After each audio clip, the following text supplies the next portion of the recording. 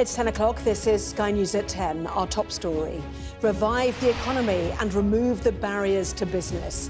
Rachel Reeves launches the government's bid to kickstart growth. At the centrepiece of her plans, a third runway for Heathrow Airport. But already there's opposition from locals, from her own party, and even some in air travel itself. Rachel Reeves is talking rubbish, and she knows she's talking rubbish. She has failed to deliver any growth in the first year as Chancellor.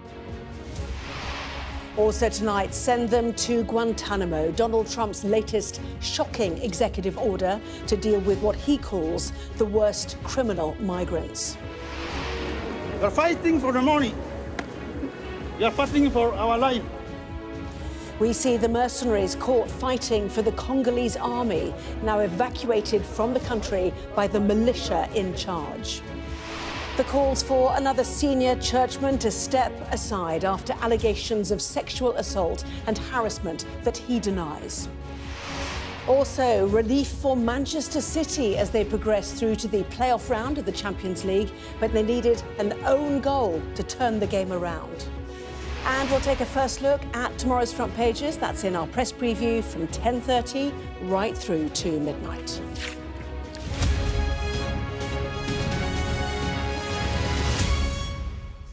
Well, hello, good evening. Tony Blair once said that his priority was education, education, education. For Rachel Reeves today, there was a single-word message too, except you should substitute growth. To achieve it, she unveiled a series of announcements, the most prominent, an idea first discussed 40 years ago. Well, that idea, which within minutes had led to the public opposition of London's mayor, is the rebuilding of a third runway at Heathrow, which the Chancellor said would create over 100,000 jobs and now has government backing. Alongside that, she announced plans for an Oxford-Cambridge corridor, vaunted as Europe's Silicon Valley, with new rail links, housing and research centres. And she backed the redevelopment of the area around Old Trafford Stadium in Manchester with new housing and commercial space. Our economics and data editor, Ed Conway, has been speaking to the Chancellor and has our first report tonight. When the economy's in a hole, what is it you need? Growth, and lots of it. Or so said the Chancellor today. A lot. Today, I want to talk about economic growth. The fastest growth, our growth to British growth, for growth driving economic growth. Now, in fairness, she only used the word 53 times, but even so, it's clear that the gloominess of last year is out of the window. The problem is, now we're talking about growth, there hasn't been that much of it recently. Can you tell us how much growth has there been since you came into office? The economy has stagnated now for more than a decade, and it takes more than 6 months to turn that around. But to be clear, it is basically zero growth since July. So, I mean, do you feel you have any responsibility for part of that? Well, the performance of our economy for over a decade now has been incredibly No, but specifically lacklustre. since July, I wanted to talk about. Well, but this is just continuing a theme of the last 14 years, and it's the theme that I'm determined to turn around. Do we need to go further and faster? Absolutely we do, which is why I've made significant announcements today and will continue to do so. Among them, a third runway at Heathrow, 9 new reservoirs, not to mention the revival of the Oxford-Cambridge corridor linking the two university regions. So why is the Chancellor so obsessed with growth? Well, it is the magic ingredient, lifting living standards, pushing down deficits. But though she might not like to admit it, there are trade-offs here. So environmental trade-offs, more flights at Heathrow means more growth but more emissions, and also other trade-offs too, which are probably best illustrated by this magnet. You see, the superconducting magnets that go into MRI scanners were invented here in Oxford. But, and this is the critical bit, the British company behind it couldn't make a success of it. Only when Siemens, a German company, got involved did things turn around. I just wonder whether there's something deeper here about British companies struggling to scale up. No, and you're absolutely right that is a challenge, which is why we are introducing the capital market reforms, particularly around pension reform, unlocking £80 billion of long-term patient capital by creating these mega funds, the mergers of defined contribution and local government pension schemes, to create those larger funds that can invest at scale in the exciting opportunities in the UK. Now, that might not get the headlines like Heathrow, but here's why it matters. At the other end of the promised Oxford-Cambridge corridor, you'll find this company, CMR Surgical. They make robots for keyhole surgery, and they're a potential world leader. But they're facing precisely the same challenge the MRI company in Oxford was before they got bought by the Germans: how to scale up here. Historically, the UK is very good at getting companies to a certain level of maturity, and then historically they go somewhere else. That is a trend that at CMR we would very much like to buck. This industry, this business, could easily be 10, 20, 30 times larger. Look around the country and actually you see loads of exciting companies, loads of potential growth. But turning brilliant ideas into brilliant businesses isn't just about growth. It's about resisting the temptation to sell out. It's about building for the long term. And that is not something this country has historically excelled at. Ed Conway, Sky News in Oxford. Ed Conway there talking about building for the long term, and the centrepiece of today's announcement, the third runway at Heathrow, could take another 2 decades to build, one of its most prominent critics told us today. The boss of airline Ryanair, Michael O'Leary, said the Chancellor didn't have a clue. Local residents as well as the London Mayor have also lined up against the project, as our business and economics correspondent Paul Kelso reports. I challenge any estate agents to find us something similar that's not in Scotland. 3 generations of Christian's family have lived in an English home that really does look like a castle, but his children may be the last. Their misfortune, it's in Longford, a village that will be levelled to make way for Heathrow's third runway. Being displaced from your home is deeply distressing. We've been persecuted by Heathrow in particular, their actions and inactions, and also by the government and their inability to make decisions when they needed to say no to the third runway. Government support means local objections, including questions about net zero and air pollution, can be swept away, delighting Heathrow's chief executive, but not the boss of Europe's biggest airline.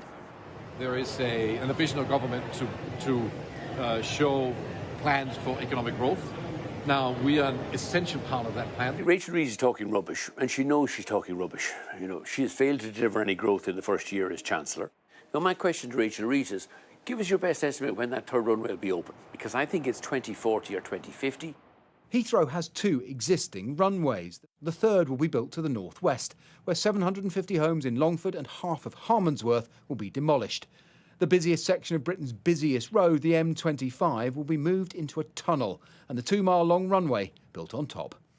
The decision to finally expand here at Heathrow is in part defensive to protect the economic advantages that come from having a major hub airport, but it's also meant to send a signal that after decades of indecision and delay, Britain can build major infrastructure projects.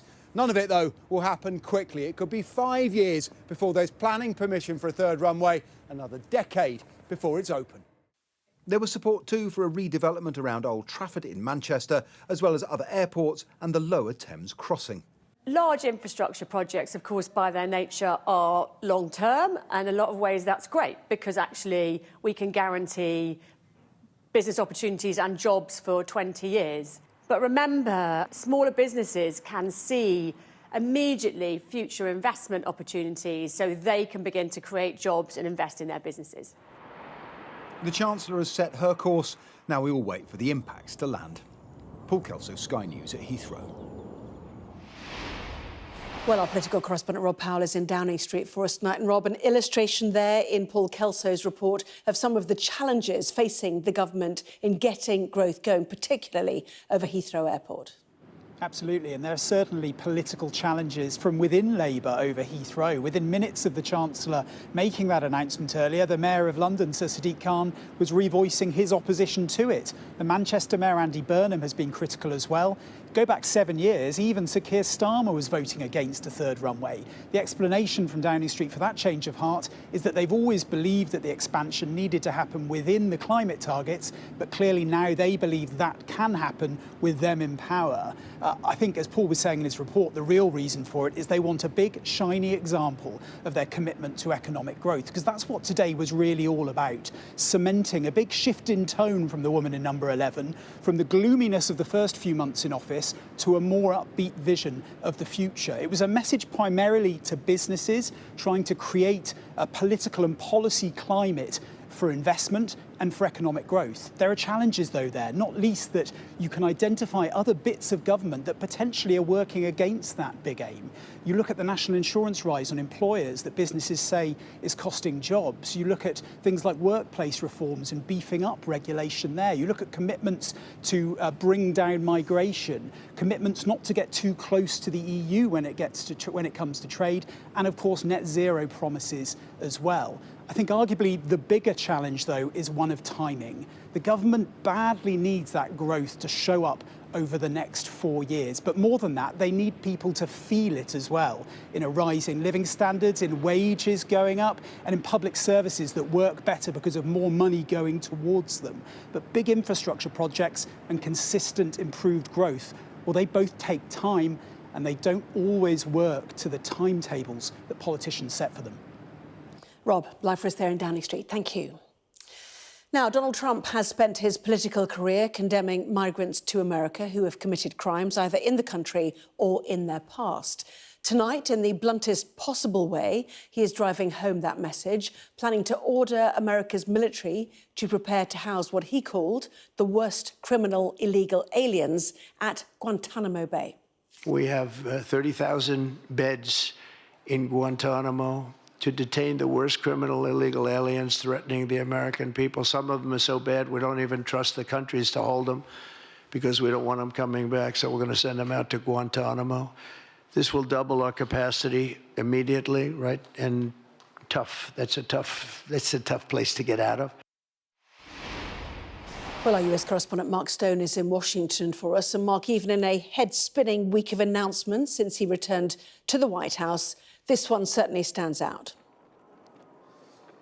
It stands out and came as a surprise, to be honest. It wasn't expected that this specific announcement would come. Guantanamo Bay, synonymous with America's war on terror, with rendition, with torture, that military jail on the island of Cuba, on that strip of land that is America. The details, though, are not clear. We do not know quite what President Trump meant by that. We may get some detail in the hours and days ahead, but the inference from what he said is that actually, rather than using a facility at Guantanamo, which we understand is completely separate to the military prison, an existing small migration facility, rather than expanding that to be used as a holding camp for people who they are trying to get back to their original countries, he seemed to be suggesting it would be used to detain people whose original countries won't take them back. Detain people who have perhaps already served a sentence for a crime they may have committed. Detain people who have not been found guilty of anything. These are details that we simply do not know the answers to, but it will raise eyebrows, to say the least, and we will find out, I think, in the hours ahead quite what Donald Trump meant. Controversial, though, for sure. Mark, in Washington, thank you. Well, earlier today, a hearing in Washington to confirm another controversial appointment by Donald Trump was interrupted by hecklers. But their intervention in the hearing over Robert F. Kennedy Jr.'s suitability to become health secretary was as nothing compared to the words from a member of his own family, as our correspondent David Blevins explains. The son of a Democratic Party dynasty, President Trump's choice for U.S. health secretary. Robert Kennedy Jr.'s route to this confirmation hearing has been unconventional. Mr. Kennedy, congratulations on your nomination. And much to the angst of Democrats. He has made it his life's work to sow doubt and discourage parents from getting their kids life-saving vaccines. I hope my colleagues will say to the president, out of 330 million Americans, we can do better than this. A longtime vaccine skeptic, he appeared to U-turn, prompting protest. News reports have claimed that I'm anti-vaccine or anti-industry. I am neither. I am pro-safety.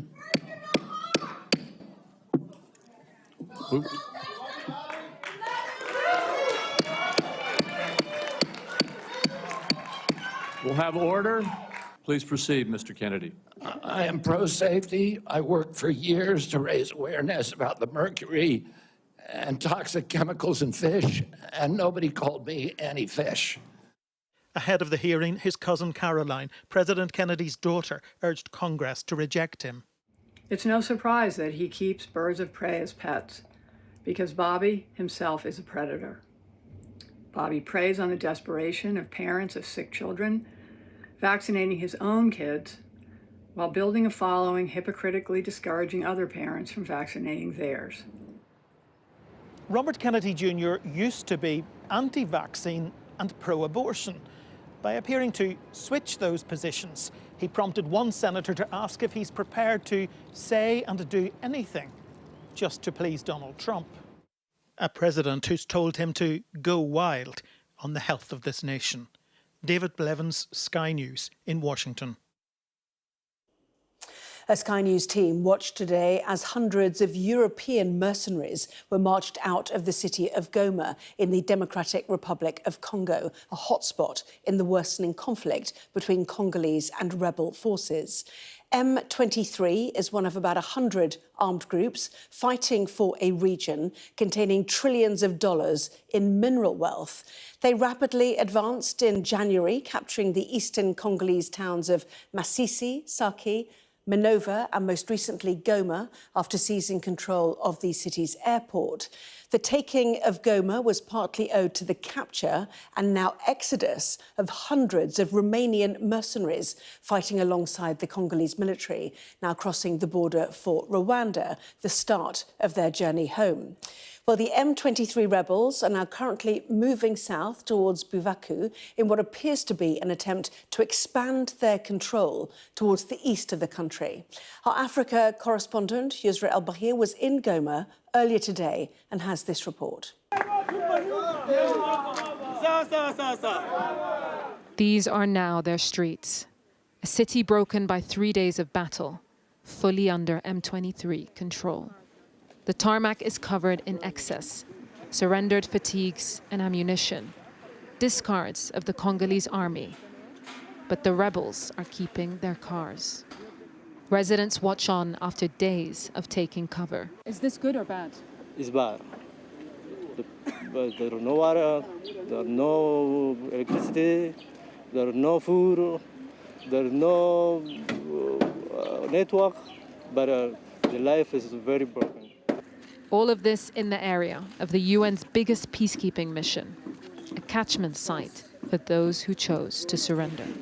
Mercenaries who surrendered their arms fled into the UN peacekeeping camp, and now they're being removed by M23 to take across the border to Rwanda. Uruguayan peacekeepers are providing cover, along with the deputy head of mission. But it's M23 that's controlling this convoy. The mercenaries are Romanian, told to walk in single file, as they're chastised for their choices by M23. You're fighting for the money. You're fighting for our life. They were fighting with Congolese forces against them to keep this regional capital. And now they're at their mercy as they try to go home through Rwanda. Don't joke to M23, my bro. Don't joke. That is army for the people. Don't joke. Don't joke. Move, move, quickly, quickly. Jump, jump, quickly, quickly, quickly. Hey, wait, hey, quickly, quickly, quickly, quickly. M23 has made massive gains in eastern DRC, culminating in Goma's capture, but not without some help from across the border. If Rwanda wasn't supporting you, could you have taken Goma? Could you have taken Goma without? That is not true, my sister. So Rwanda hasn't been...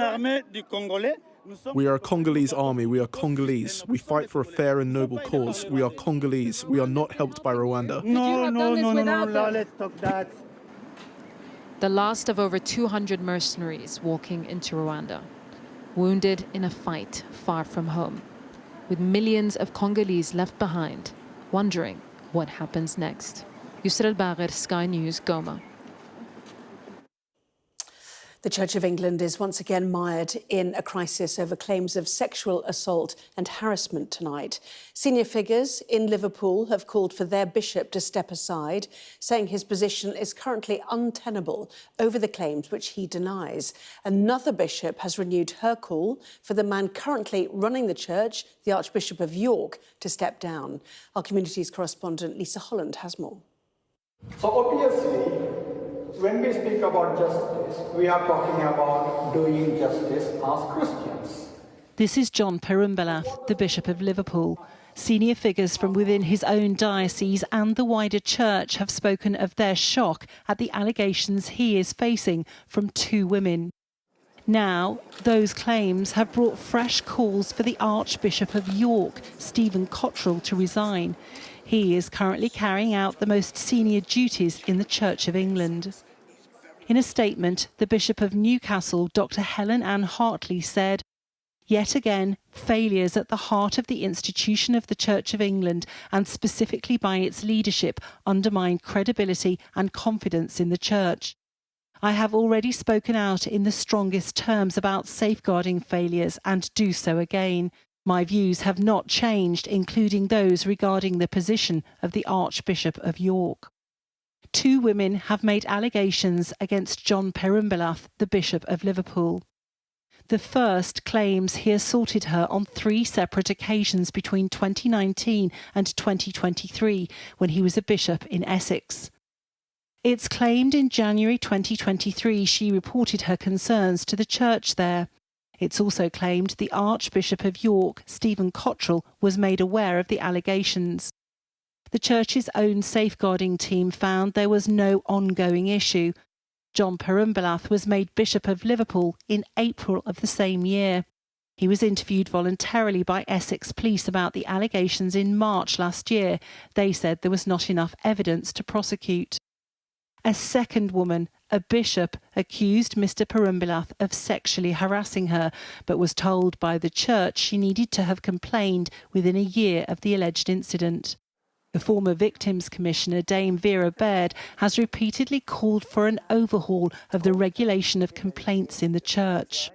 It's been dealt with totally internally by people who protect the hierarchy over the people it should be serving. But what is shocking is frankly that the Church of England has got so foul that there are these repeated allegations again and again and again which are not dealt with properly. The Church of England is still reeling from the resignation of the Archbishop of Canterbury last November. Justin Welby was forced to step down after a report concluded he could and should have done more in the case of paedophile John Smythe, who for years sexually and physically abused more than 120 boys and young men. A spokesperson for the Church of England says anyone who comes forward to make a complaint will be taken seriously. But insiders say the Church is facing an existential crisis over its handling of safeguarding issues. The Archbishop of York, Stephen Cottrell, says he is committed to securing independent scrutiny of safeguarding. John Perumbalath has denied any wrongdoing and says he has learnt lessons about how his actions are perceived. But pressure on the Church of England persists from outside and within. Lisa Holland, Sky News. Officials have confirmed at least 30 people have been killed and dozens more injured in a stampede at the world's largest religious festival in northern India. 400 million people take part in the festival in the northern state of Uttar Pradesh. A surge turned into a stampede as people jumped barriers towards the most holy area where the rivers Ganges and Yamuna meet. Thousands of Ukrainian criminals have chosen to swap their prison cell for the front line in the country's war against Russia. President Zelensky's government introduced the scheme last May to help reverse a shortage in manpower on the battlefield. And since then, almost 7,000 convicts have signed up. Our Defence and Security Editor, Deborah Haynes, has more. This Ukrainian bomb maker is self-taught. Artem modifies mortar rounds, mines and other munitions to make them more deadly. The best bomb is one you make with your own hands, and the sound from it is good. It'll fry their brains. he's produced more than 1,000 explosives that are attached to drones and used against Russian targets. But it's dangerous work. It's fine. I was scared the first time too. My hands were shaking. Then you get used to it. When I'm scared, I just turn away. So is that what's the white powder? This is TNT, which we ground in a meat grinder. As well as making them, Artem teaches other soldiers how to put his bombs onto drones. Perhaps surprisingly, this particular group has just been released from jail. They're part of a push by Ukraine to recruit convicts for the front line to bolster depleted ranks. Ruslan was locked up for stealing a car. He says he chose to switch his cell for the battlefield because he wants to defend Ukraine. This patch is worn by a unit of about 100 criminals. Their commander says he's proud of his men despite their past. He tells us about one soldier who took out 9 Russians before being killed himself. I forbid anyone in the brigade to say you're convicts or you're jailbirds or you're criminals. There can't be such rhetoric. They put on the uniform and took the oath. They are soldiers. Have you had any of the people that have turned up from prison that have actually not been good and have either run away or committed more crimes? Yes, there were.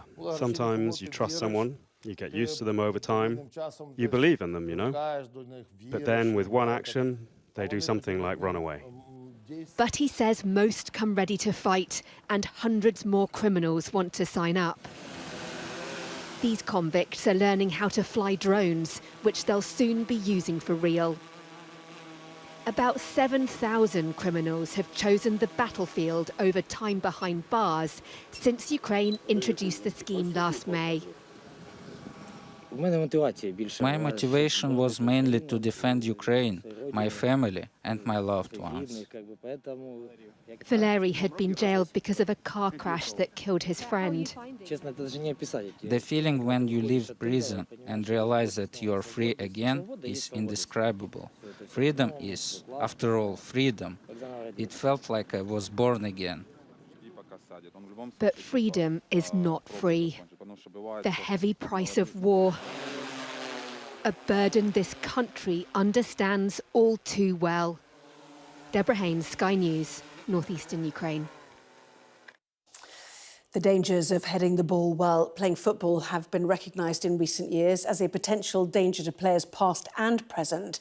Today, the latest hearing has taken place in the civil case involving 30 ex-footballers and their families who are claiming a link between football-related head injuries and long-term neurological damage. Our sports correspondent, Rob Harris, has been to meet one of those affected. Ian Alexander was addicted to football and still is. Not just the Division Championship one. He'd do this all again, if only safer. That one's a Wembley shot. And there's a great atmosphere in the stadium today. Appearing for Bristol Rovers in a cup final was a career high. Alexander's header. But how much did the heading, along with the concussions and collisions, damage his brain? The professor says, from your age and your symptoms and stuff, he reckons I've got between 2 and 6 years. The 62-year-old has suspected CTE, but a definitive diagnosis is only possible after death. Now trying to raise awareness with wife Janet, who's witnessed his decline. He's now starting to forget things, like personal things, like photographs and people, which is very, very difficult. How responsible do you think football is for your condition? It can't be a singular thing. It's got to be all connected to the one thing, and that's playing football. And it's the damage from it's collisions, heading footballs, stuff you don't know about when you play football. He's among more than 30 players and their families taking legal action over the neurological conditions blamed on football. The case has been back in the High Court a year after the first hearing, and the barrister representing former players accused the football authorities of trying to ambush the progress of this litigation. But it is vast and complex, featuring players across decades. And the Football Association argues it's still unclear what the allegations specifically are, whether it should have known the dangers and limited heading or removed it from the game completely. With documents to uncover, they aren't due back here for another 5 months, delaying the justice, not fortunes, being sought. Why don't they just get the case going, get to the bottom of it, and let us get the rest of our life? Anxiety attacks make even going to football now a struggle. How much is a brain disease epidemic to blame? The mind may Not not remember, remember, but the heart. We'll never forget. The FA says you can't play sport without risks, but when does it become too risky? Rob Harris, Sky News at the High Court in London. Well, finally, Manchester City won through to the playoff round of the Champions League tonight, but they had a scare on the way. City failed to get a single shot on target across the opening 45 minutes, and perhaps inevitably it was Club Brugge of Belgium who broke on the counter-attack. Rafael Onyedika putting the visitors ahead. Well, the game turned around, though, in the second half with a goal from Mateo Kovacic and then his own goal from Bruges' Joel Ordonez putting City in the lead.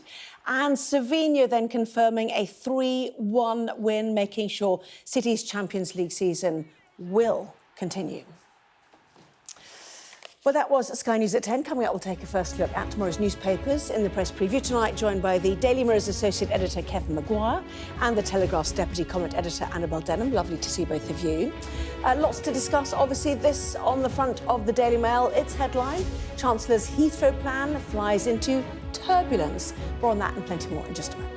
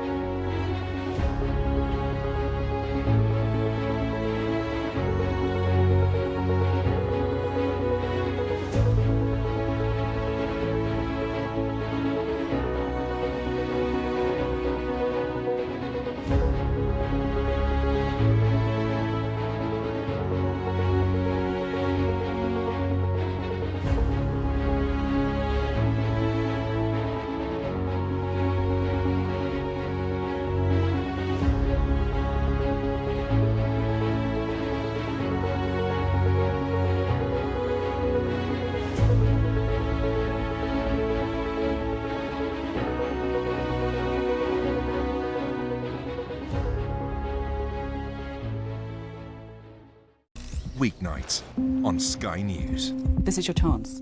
Tell people. Welcome to the Politics Hub. A police force has apologised. If you want to find out about Grimsby, you come to the docks. I'm live in Jerusalem. Are you not concerned that that could lead to all-out war? Hello there, good evening. There are fears of an upsurge in violence. What's at stake here? You are watching the press preview, a first look at the front pages as they arrive. Well, this is Sky News. In just a moment, the press preview, a first look at what is on the front pages. First, though, a reminder of our top stories. The Chancellor has outlined her plans for growth, including support for a third runway at Heathrow Airport. Donald Trump says he is planning to order America's military to prepare to house what he called the worst criminal illegal aliens at Guantanamo Bay. And a group of church leaders in Liverpool say they feel the position of the city's bishop is currently untenable following allegations of sexual assault and harassment against the Right Reverend Dr. John Prembluff that he has denied.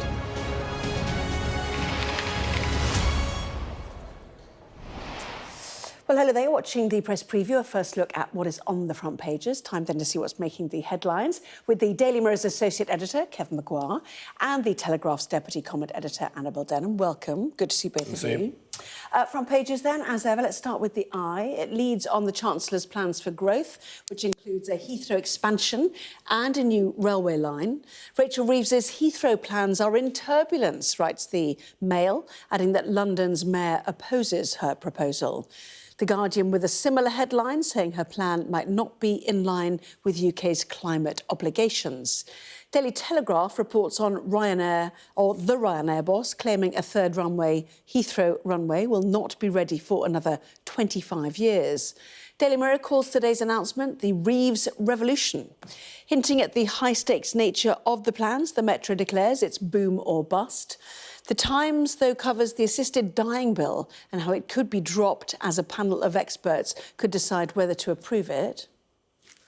The Sun reports that police are looking into an alleged assault at a party for a former Man United player, attended by guests who included a number of other Manchester United players. The Financial Times hears the Bank of England is experiencing a shortage of gold bullion, apparently because so much of it is being preemptively shipped to the US in case the Trump administration imposes tariffs on UK imports. And the Star calls the incoming British ambassador to the US, Lord Mandelson, creepy McCreepface, after he dramatically changed his tune on Donald Trump. I presume we're getting to that one shortly. Yes. Anyway, Kevin Maguire and Annabel Denham are here. Boom or bust, growth plans, slight change of tune, Annabel, from the gloom of July onwards. Anyway, what did you make of it? Well, I think there was plenty to like in the Chancellor's speech today. It's encouraging that she wants to tear up planning rules, that she wants a third runway at Heathrow, expansion of Gatwick and Stansted airports as well, that she wants much more building between Oxford and Cambridge in order to create an area that could genuinely rival Silicon Valley and be home to AI and life sciences. And, it's true that planning has been a major, block to productivity and to growth in the UK. However, we cannot forget that when Rachel Reeves talks about unleashing growth and removing the barriers to growth, that her Labour government and her budget have acted as a very serious barrier to growth. So what we saw in October were massive tax increases, £25 billion to be raised through employers' national insurance. Running alongside that, we've got Angela Rayner's employment rights bill. These are all growth-constricting measures because they limit a company's ability to expand. And that's why the business community very quickly turned cold on the Chancellor after the July election. So this is the point, isn't it? You've got a timing issue where a lot of these plans are long time in the future, and yet come April, you've got the national insurance changes coming in, the other elements that you mentioned, which you might suggest clobber business. So where's the growth coming from in the short term, then, Kevin? Some of these plans, you say, long in the future, they're long in the past too. I remember Gordon Brown's Labour government. They're not new ones, are they? Let's be honest. Backing the Heathrow third runway. In opposition, Ed Miliband then dropped it. He's not quitting, he's going for it again now.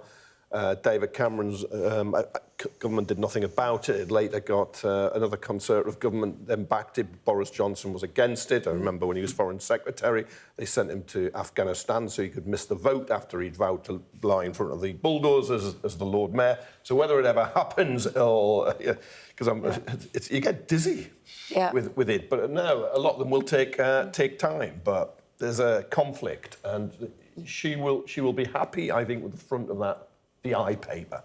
You can see the picture, kickstart and economic growth, because people don't just buy papers; they see them in newsagents or they see them in other stores, and you get an impression. She will be happy with that. But there are lots of other issues Annabelle's mentioned. Some of them, it's all about what type of country you want to live in, and I prefer to live in a country where people at work are treated with dignity and have rights. People at work are treated with dignity currently. Rather than being treated as disposable labour, as we saw with the P&O ferries when they just sacked 800 people unlawfully and knew they'd just pay the fine because it would be so little. But you can see she's got a lot of things in her in tray. But she's at last, if you're her, you can think, I'm making the music, I'm on the front foot, I'm on the attack. Well, she got asked today, did you talk down the economy? Wouldn't really answer that. Did you club a business? You know, we had to make tough decisions, etc. Your paper, Daily Mirror, The Reeves Revolution, Labour's Vision for Growth. Chancellor unveils building projects to give economy a £78 billion boost. When that comes, who knows? Yeah. They're building projects that, as you say, have long been on the books. And the problem is there are pros and cons to them, like there were with HS2. Well, Look what happened to that. You're quite right. Look, this is the case for her. If they go ahead, they would be beneficial. You update Britain's infrastructure, which is creaky. I'm sure you'll back a lot of it, but you're going to have loads of bushfires all over the country, because you can say you're going to change the planning rules to get things done. But then people will object. For instance, we saw immediately on the Heathrow expansion, London Mayor Sadiq Khan, also Labour, came out against that. It's going to happen all over the But I think also, if you were to draw a Venn diagram between those who are in favour of quite high levels of immigration, they don't really want Labour to clamp down on that, but at the same time are opposed to the Reeves revolution. They don't want to see any liberalisation of the planning rules. They don't want to see massive investment in building homes and some of these infrastructure projects. You just have to wonder how the country is possibly going to cope. The two things. Well, people are conflicted, aren't they? I mean, the environment's taken a back seat here. She once vowed to be a Green Chancellor, not anymore. She's going to have mud on her boots in the Treasury every day, and is like the bulldozer Chancellor.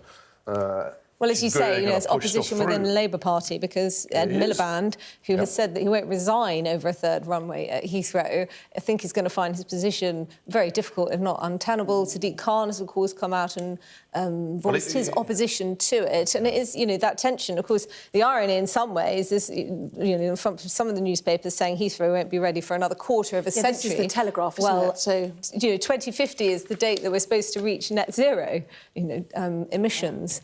And again, how easy will that be to achieve if investing in thousands more planes per day? Many more planes. This is Michael O'Leary, the Ryanair boss, who has a vested interest because he doesn't fly out of Heathrow. He's more the budget side, so I think he's quite enjoying a little sneer and a little dig, but he might be right. Yeah, well, the point he's made is that, 2050, long time, we saw Joe Biden did not benefit from the infrastructure changes that he brought in. And he said that in one of his final speeches. And so Michael O'Leary says, air passenger duty, instant change of that, you'd instantly change the prospects of growth and profits, presumably, let's be honest. Well, his profits, but the point is, where's the immediate change to bring growth straight away for people? If you have, it'll be the investment. If you start building, it'll be the construction workers, although there's a skills shortage.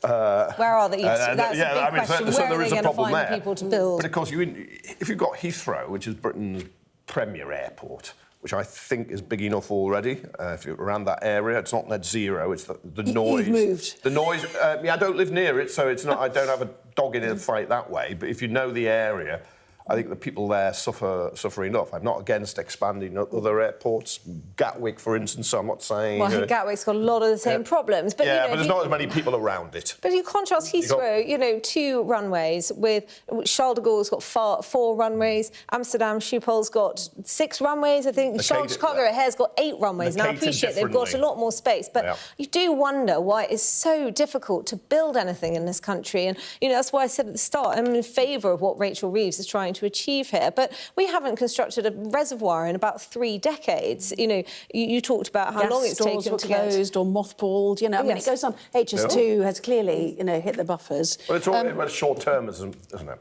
Just a big project does take a long time. Yeah.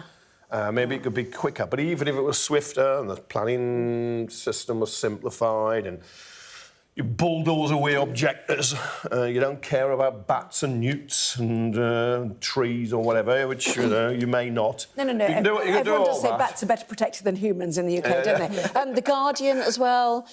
Doesn't Rennie Zellweger look lovely, by the way, anyway, the 4th instalment of Bridget Jones. Anyway, The Guardian, Chancellor's Heathrow expansion plan hits turbulence. Daily Mail, Chancellor's Heathrow plan flies straight into turbulence. Glorious joy in that. Net zero milliband goes turbulence. missing. Yeah, exactly. Yeah, exactly. And then the Metro, we got that one as well. It's boom or bust, you know, it's now or never. I mean, because we feel like there's no money, there's no investment, you know, everything's creaking. So, you know, how quickly can it get done to make us feel that we don't walk into, you know, a country that feels a bit, you know, third runway, third worldy? Do you know what I mean? Not very quickly, actually. Well, I think the Telegraph makes the point that Heathrow will still be on a planning board by the end of the Parliament. The Chancellor admitted that. It's not going to be quick. Rich, the builder, won't be able to transform the country overnight. But, you know, we keep talking about recession fears. 1 month the economy is growing by 0.1%. The next month it's contracting by 0.1%. No one knows what's going to happen in the future. But without growth, how on earth are we going to afford Labour's spending plans? And even setting no spending plans aside, we've still got ballooning welfare, we've got an unreformed NHS, we've got an ageing population. The government has got to find ways to curb expenditure, or, you know, they're going to have to borrow and look what happened to the bond markets a couple of weeks ago. Or tax billionaires a bit more. Yeah, but that's the point. That's what Annabelle's trying to say, is that those are anti-growth measures, aren't they, for some? Yeah, but you make the country fairer. I'm sorry. But it would only be fairer because everybody would be poorer. All those multi-millionaires who say they want to leave, I'll drive them free to Heathrow. I know it's congested. I know it's congested. They've already gone. We had the biggest exodus of millionaires in 2024, second only to China. I don't have to drive them and get the Elizabeth line, can't they? I mean, that'd be more environmentally sound. And just finally, boom or bust, does that mean politically as well? Because people say if they don't get this right, there'll be a one-term I think that's party. true. But it's what happens to the country. It's the economy, how we live, and yes, politically, they've got to be able to show something at the end of 4 years. Probably show better employment rights and NHS. Well, we know that Labour's triumph in July was very shallow. They've got a lot of constituencies, but they've got pretty narrow majorities in some of them. And Keir Starmer's approval rating has absolutely plummeted. There's been talk of him having to sack Rachel Reeves. She looks like she's naive and off her depth. It's not going well. I think that was just bar talk. Yeah, was it 2/3 of the seat and you got 1/3 of the vote? Only 34% of the vote. Nobody's got a majority the way he had, but that's small. That's short amount of the vote. If you look at the turnout at 60%, he only got 20% of the country backing him. 1 in 5. OK. Anyway, lots more still to come, including Britain's new ambassador to the US changes his tune on Donald Trump. But is anybody buying it? We'll discuss that in a moment.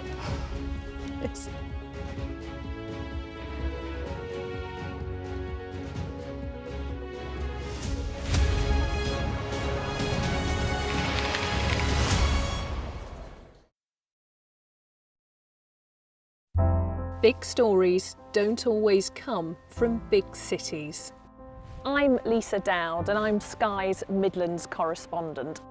You are not getting in this elevator, OK? The judge made it very clear that she could see no justifiable reason why Sakulas wasn't here facing British justice. I promised I would get him justice. Free, wherever you get your news. This is what they're up against, that the wind is the really big problems. It is back-breaking work and the smoke is thick. It's been working well. Water levels are dropping, but no one knows what impact further rain will have. What would you do if this place wasn't open? This is the exact spot in Nottingham where their 19-year-old son, Barnaby Webber, lost his life. I just think it's so cruel and so harsh. It's really scary. We're terrified. In this community, I'm told that everybody knows someone affected by COVID. Hopefully this will be the last wave. Sky News gets the full story first. Change seems tantalisingly close in this corner of the UK. Wales was the first to introduce the plastic bag charge. It's legal to let go. Set the speed and take the hands off. It's almost driverless, but not quite. Hans is a highly trained police dog. The force is incredible. It's really frightening, actually. This is my patch, my specialism. It's also my home. Sunday, exclusively on Peacock, with the top of the Premier League still unsettled. This duo have been in a league of their own. Two clubs desperately scramble to climb the table. The blockbuster fixture. Arsenal. Just what Arsenal needed. Manchester City. Chance for Haaland. Goal for Haaland. This is the Premier League. Sunday, 11:30 Eastern, only on Peacock. I saw police being forceful, pushing young men and women to the ground as they made almost 100 arrests. Will the cold affect your voters? Well, we have a lot of tremendous support. Free, wherever you get your news. The people here know that worse storms may well be on their way. I'm Martha Kellner and I'm Sky's US correspondent based here in Los Angeles. Mandatory evacuation, you must leave! For many people, Harvey is far from over. People here believe the water will be this deep for weeks. I'm Greg Milam and I'm Sky's chief North of England correspondent. Are you trying to run me over, Sir Philip? No, go away. Look like it, sir. Will you respond to those who made accusations, Sir Philip? Can you go away? Sky News, the full story first.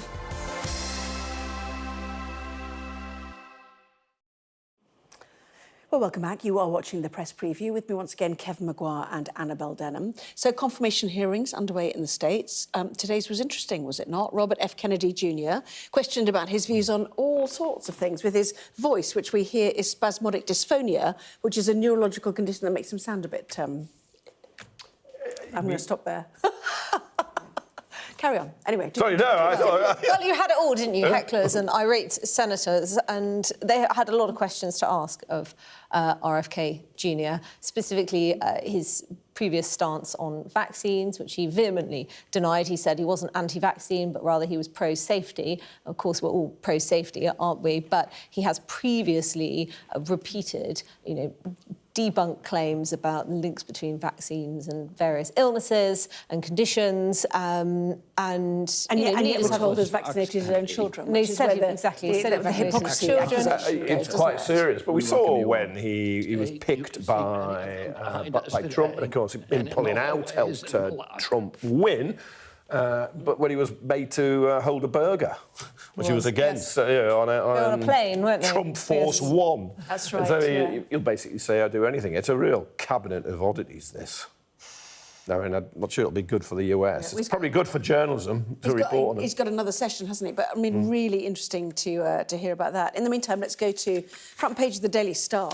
Lord Mandelson, a bit of a volte-face, one might say, on his views on Donald Trump, from it's a danger to the world, though this president is a nice person. It's humiliating and demeaning, isn't it, what you're forced to do? He's lost all his self-respect. Forcing him to do it, but how are these people steel themselves for these He gets the classic Daily Star treatment here, and he goes and grovels on Fox News 2, the channel that the president watches. But it's probably the right approach, because Trump is forgiving if you show you bend your knee to him. And look at J.D. Vance, totally asking would Trump be America's Hitler, and there we are. He's now the vice president. But he said he was reprehensible as well. I think Mandelson said what he believed then, that Trump's a danger to the world, and he's just saying it now because he's got the job. And he doesn't believe it now. Exactly. I just don't believe he believes a word. But Trump is very thin-skinned, but I think he will be persuaded or loves flattery if he's flattered and if there's sufficient amount of grovelling. And Mandelson will, I'm sure, happily ingratiate himself. I didn't with the realise new the leader of president. the country had to veto or not veto ambassadors, to be fair. Yeah, I think that's all been overblown, those stories. Yeah. Yes, just very quickly, Metro, reckless cyclists. Tell us about this one. Antisocial cyclists could be targeted under 10 new offences put forward by the Home Office. Yeah, but there's a lot of controversy. How are cyclists covered by the law? There's almost a war with motorists. I think it's fair. Cycling groups make out the point cars are far more dangerous. I'm a cyclist myself as well as a driver, but these are proposed laws. If you dazzle others too bright lights, some lights are incredible. They're like searchlights on the front of bikes, or you're cycling dangerously, you could get fined. Now, there are laws in force at the moment, but... OK, yes, sorry, run out of time. Do apologise, I cut you in your prime, obviously. Well, Annabelle... it was waffling, actually, wasn't it? Were you waffling, yeah? No, right, sorry, yeah. I waffle. I was waffling, or wobbling if I was cycling. Okay. Sorry. Anyway, thank you. No. Here's the weather. So, mainly dry and sunny tomorrow, but it will turn wetter to end the week and windy in the north and west. A bright, frosty start for most, with icy stretches likely in the north, a little mist in places, and a few showers near northern and western coasts. The morning will stay largely dry and sunny, with early showers tending to fade, although Shetland looks like turning wet and windy. Temperatures a little below average for most. Generally, light winds mean it should feel pleasant enough in the sunshine. UK staying mostly dry, sunny spells through the afternoon. Ireland will see cloud increasing from the west, with patchy rain and strong winds moving onto the coast later on. Well, our press preview continues in Sky News at 11. The Chancellor going all out for growth, but says it won't come without a fight. That and plenty more in our press preview.